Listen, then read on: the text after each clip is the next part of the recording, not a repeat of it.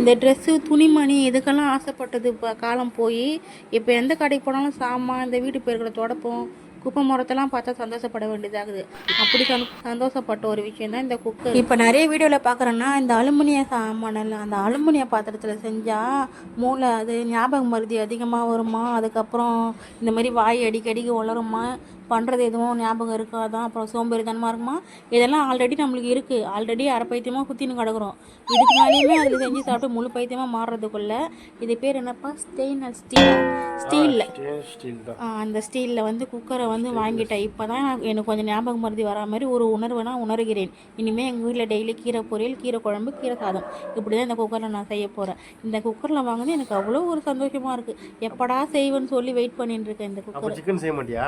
ஆயமுறா குறைஞ்ச ஆக மொத்தம் நான் ஒரு சமையல்காரியாகவே உணர்கிறேன். Bye tears.